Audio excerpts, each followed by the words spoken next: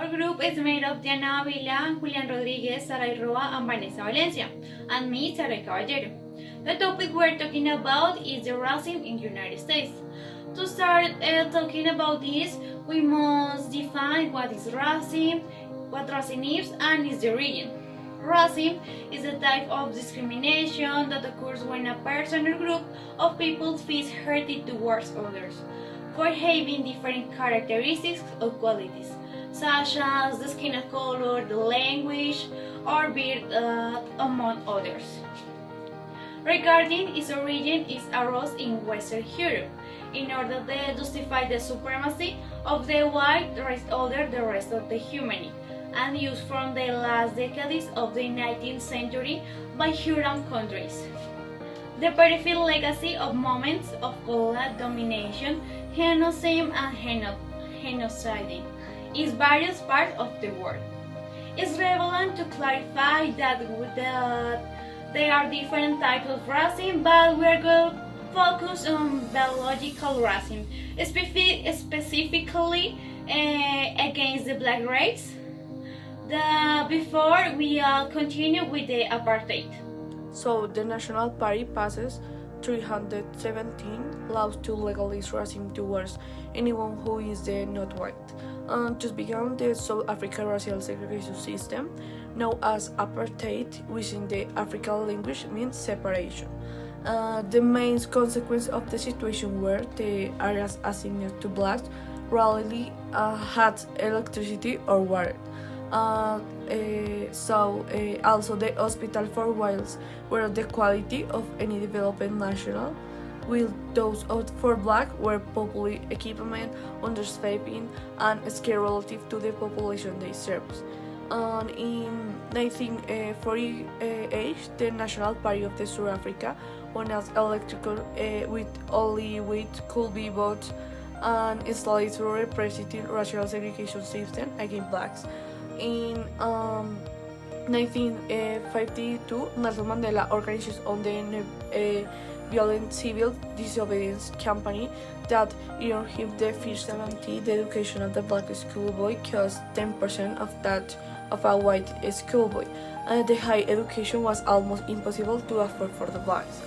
The minimum income for the paid taxes was 316 rand for the blacks, but the exception limit was much high for the whites, about the 750 rands. Also the Unit National adopted in 1975 the International Convention of the Elimination of the All Forms of the Racial Discrimination, and the determined March 21 as the International Day. Though the United States did not fully support apartheid, it was a racist country as a consequence of his support for slavery years ago after the Civil War. Southern states, resentful of their view, based of a variety of laws to discriminate against black citizens. This phenomenon occurring during the period of post-Civil War reconstruction with the election of Rutherford B. Ages of the 19th president Miller Northern state to so much so that at the beginning of the 20th century you could see the severity of discrimination and racism in places like New York, Chicago, Los Angeles, and other principal cities. According to a study between 1813 and 1945, 40,000 blacks were lynched in the use the swords. Many times they were a public unpopular spectacle. With thousands of witnesses were 25% of the cases were abuse against white women, where neither recognition of the victims was required from the aggressor, and that caused the migration or ethnic purity of 60 million blacks in the north and west of the country, since the states could not eliminate the rights of blacks, which are widened in the Constitution. The segregation that was legal for many years under the idea of separate of equal. The idea was that as a law, the opportunity that were equal for both races, this was legal. The reality was that education, employment, housing, and economic opportunities were not equal. For example, while public schools receive more money and new surplus, while black schools receive as little money as possible. Okay, now we turn to the thought of Martin Luther King. With his non-violent action, inspired by the example of Gandhi, he mobilized a growing portion of the African American community, culminating in the summer of 1963 in the historic March on Washington, which drew 250,000 protesters. There, at the foot of the Lincoln Memorial, Martin Luther King delivered the most famous unmoving of his splendid speeches, known for the formula that spearheaded the vision of a just world. I have a dream. The action destined to the conquest of their own rights should never be considered observance or revolutionary. King did not proclaim the violation of the law, but argued that unjust laws cannot be obeyed, because they are contrary to the moral law. It pointed the way of love as opposed to the inactivity of passive acts and the expressed hatred of nationalists.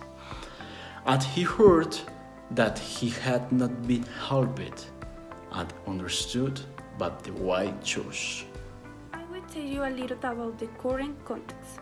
In conclusion, racism has been present through the history of humans. However, despite the fact that today we already have rights and we are more tolerant in the region, indifference towards people of African descent can still be noted in many situations, established from the sometimes likes about joke to brutal assaults and even murder, as in the recent case of the George Floyd.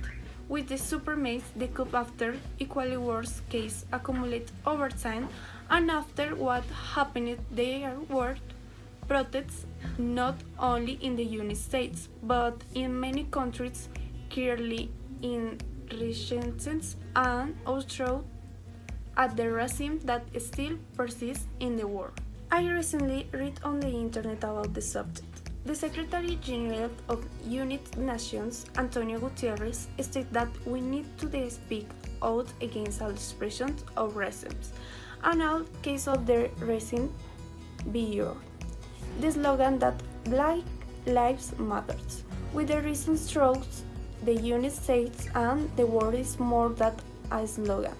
In fact, they not only matter, they are critical to the achievement of our common human dignity. The shocking murder of the George Floyd is rooted in the number of the broad and more rarely issues that will not go away in we ignore it.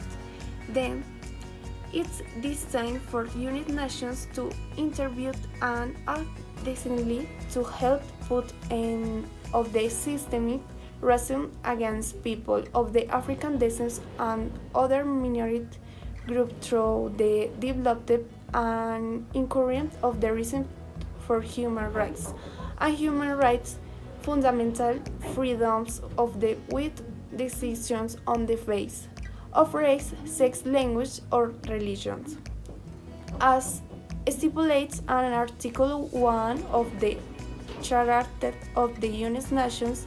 In fact, the fundament of United Nations is the conviction that all human beings are equal and have the right to life with firm persecutions.